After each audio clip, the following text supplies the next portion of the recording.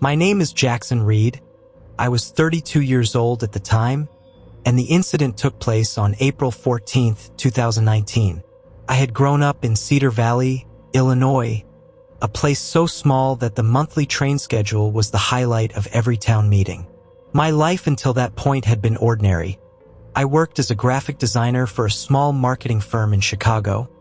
I'd been engaged to a woman named Emily Parker, and I spent my evenings sketching landscapes or reading crime novels in the corner booth of McAllister's Diner.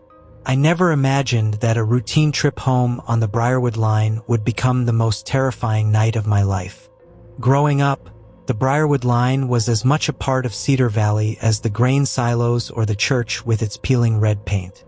As kids, Emily and I used to dare each other to walk the narrow path beside the tracks at dusk, convinced that shadows danced between the ties. My grandmother, Agnes Reed, swore that she saw ghostly figures at the Pine Creek overpass, just outside town, but I always laughed it off until that April evening. In the weeks leading up to the trip, local chatter spoke of mysterious red lanterns bobbing along the tracks at midnight, and of a conductor who vanished in 1923 during a freight run. These stories felt like old wives' tales until I heard the whistle. On the day itself, I'd been in Chicago pitching a new campaign to a client. The meeting had run late, and Emily's voice on the phone had crackled with concern when I told her I might miss our anniversary dinner. Guilt pricked at me, but I promised I'd be home by 9. I caught the 7:45 p.m. out of Union Station, boarding car 412, an aging coach with cracked leather seats and flickering overhead lights. The conductor, a stocky man named Carl Hayes, punched my ticket with a casual greeting and a nod toward the back of the car. The hum of the diesel engine was comforting, a steady lull that always helped me doze. Beside me sat a middle-aged corporate type, tapping away on his laptop, occasionally glancing out the window at the fields sliding by. Behind us, a family of 4 whispered about the upcoming spring break trip to Wisconsin. To my left, an elderly woman in a lavender shawl dozed, her small Boston Terrier curled in her lap. The atmosphere was unremarkable, exactly the kind of uneventful ride I needed to shake off the stress of the day. We passed the green fields of Grundy County just as the sun dipped below the horizon, painting the sky in bruised purples and fiery oranges. Around 8 o'clock, the train slowed as it approached Briarwood Station. A handful of commuters disembarked, students heading to weekend visits home, a couple carrying duffel bags, a man in a courier uniform. Carl Hayes' voice crackled over the PA. "Next stop, Briarwood. Doors will open on the left. Please watch your step." The platform was nearly empty, lit by a single lamp that cast long shadows on the concrete. I gathered my things, waved goodbye to the man with the laptop, and stepped onto the platform alongside a tall woman in a dark trench coat I didn't recognize. She turned toward me, her eyes hidden beneath the brim of a fedora. "Are you heading toward Pine Creek?" she asked in a hushed tone. I nodded, assuming she was another local. "You'll want to be careful," she said, pressing a folded piece of paper into my hand before hurrying away. The paper was blank, just a pale square of stationery.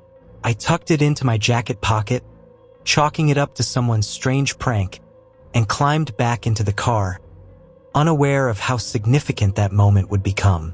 By the time the train pulled away, night had fallen in full. Inside the car, the lights flickered more noticeably, and the old heater sounded like a distant howl. The conductor made his rounds, checking tickets, and through the window I saw him pause at the door to the baggage car, peering inside as though he'd seen something. He shook his head and moved on. My eyelids grew heavy, and I leaned against the window, half listening to the rhythmic clack of wheels on rails. Somewhere near mile marker 42, just past Pine Creek overpass, I drifted off, lulled by the train's gentle sway. I woke suddenly to an abrupt jolt, the kind that throws your stomach into your throat. The carriage lights dimmed, and the overhead PA crackled. "Ladies and gentlemen, Please remain calm. We appear to have experienced an emergency brake application. A hush fell. The laptop man sat upright, eyes wide. The family in back exchanged worried whispers. I felt along the seat for my phone, intending to check the time, but my pocket felt colder than it should. I realized the paper the woman had given me was now burning a ghostly warmth against my thigh. This was where the real terror began. I strained to look out the window but saw only the darkness beyond, framed by ancient trestles and bare-branched trees bowed as if in prayer. No sign of track obstruction, no fallen trees, nothing to warrant such a violent stop. Then, from somewhere down the length of the train, a soft knocking sound began. Not metallic, but hollow, rhythmic, like someone tapping from inside the walls. Started slow, then grew in urgency.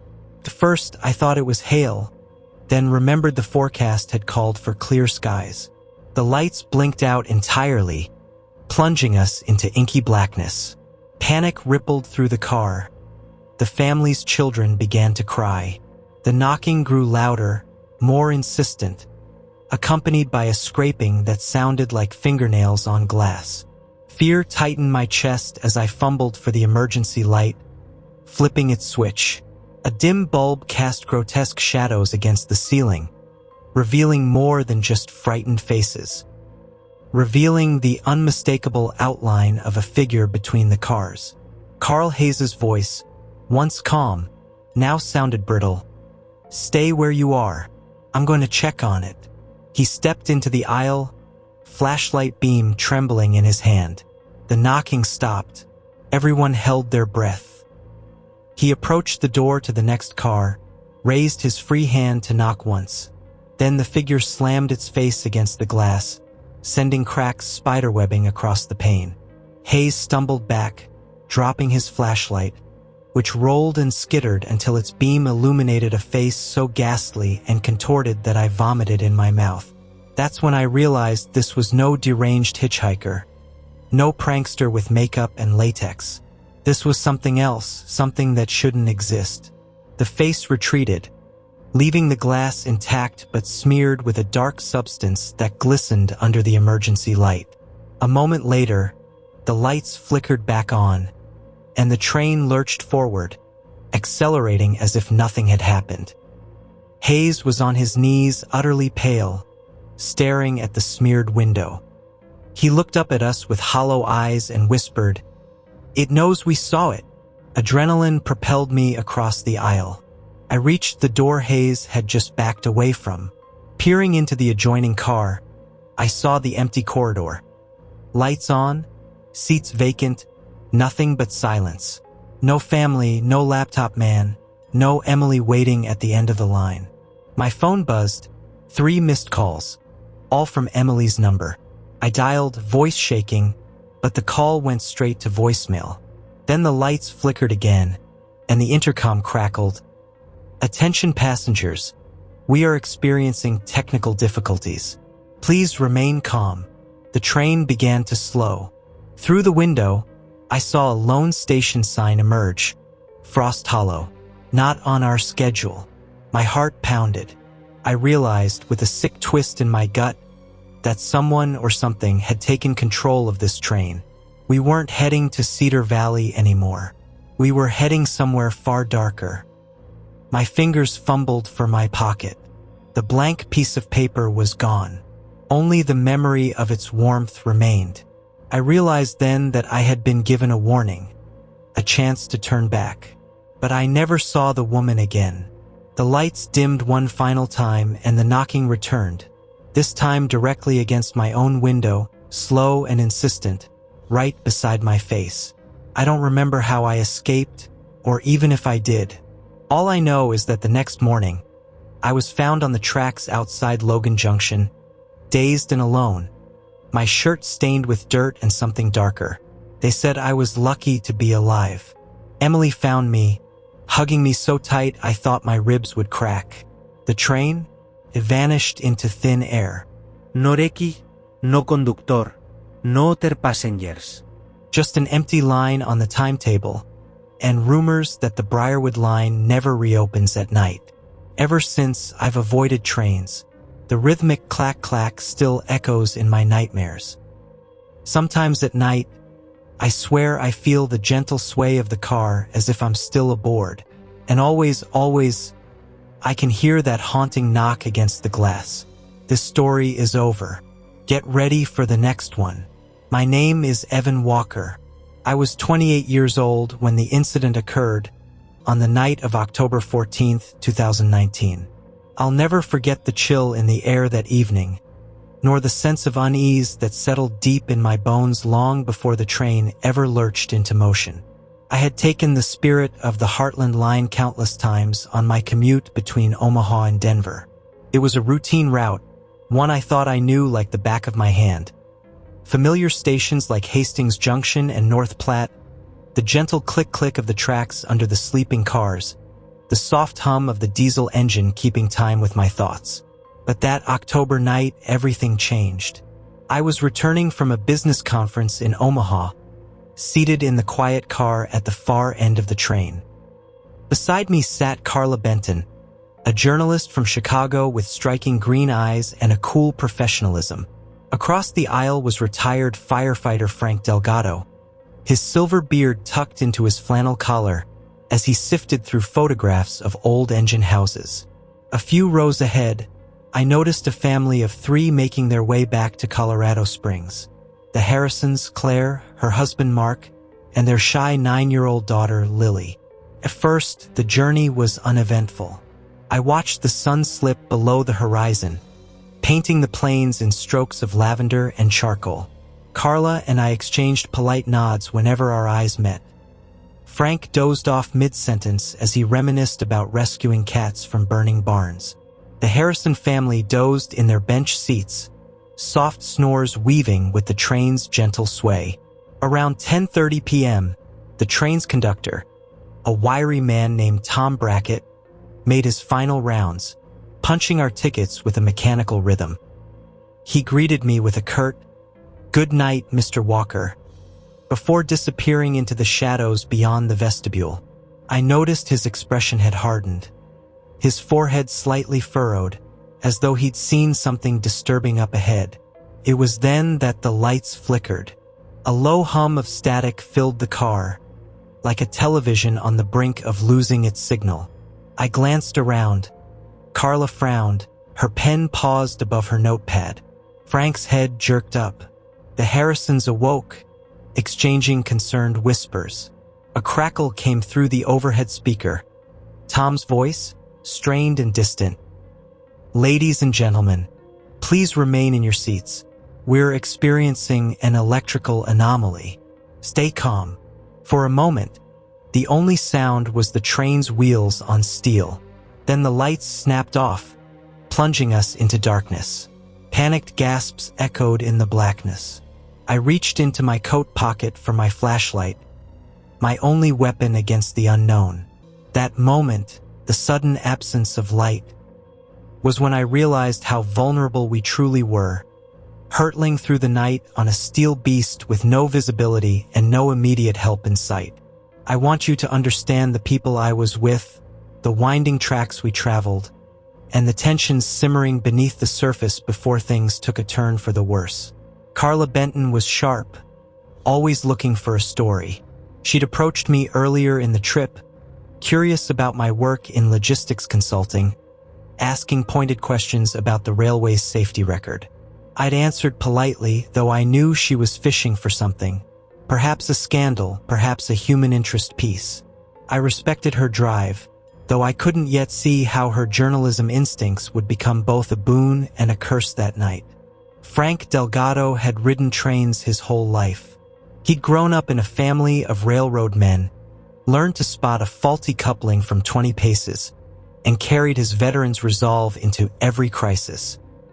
He wasn't talkative, but I sensed that beneath his quiet exterior lay a man ready to act when disaster struck. The Harrisons were on vacation, returning home after a week of hiking in the Rockies. Mark was jovial, flashing his easy grin at everyone, while Claire carried herself like a mother lion protecting her cub, watchful, guarded, ready to intervene. Little Lily clung to her stuffed rabbit, eyes wide with wonder at the passing landscape before sleep claimed her. Beyond the passengers, there was the train itself. A long string of cars polished silver, gleaming faintly in the station lights, each one sealed airtight. The engine car at the front, a hulking black machine, housed a labyrinth of wires and circuits that regulated everything from air conditioning to cabin lights. An electrical failure in that very car could cascade through the entire train in seconds. I'd heard rumors of age-related wear on that model. Ghost strokes of burning insulation, intermittent power surges, unexplained failures. Rumors, yes, but nothing concrete. Still, as an industry insider, I couldn't ignore the stories shared in hushed tones at rail yards and maintenance sheds. A faulty transformer, a frayed wire, a corroded connector. Any one of these could turn routine into catastrophe. And so we sat there, in that dark car, feeling the train slow and vibrate, our fates entwined on a track that stretched for miles into oblivion.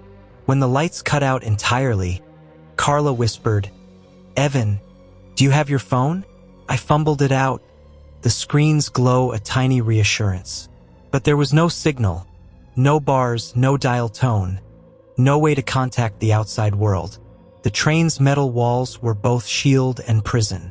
Frank's voice rumbled, "Stay calm. Put your flashlights on low beam so we don't blind each other." I obeyed, casting a soft circle of light on the narrow aisle. The train lurched, and I felt the very rails shift under our weight. The Harrisons huddled together. I heard Lily's small voice, "Daddy, I'm scared." Mark held her close. "I know, sweetheart," he murmured. "I know." His voice cracked, betraying his own fear. Suddenly, the train groaned, as if its metal spine were bending. Sparks flew from a panel above us, raining down like fleeting starbursts. The smell of ozone and burning rubber filled the car.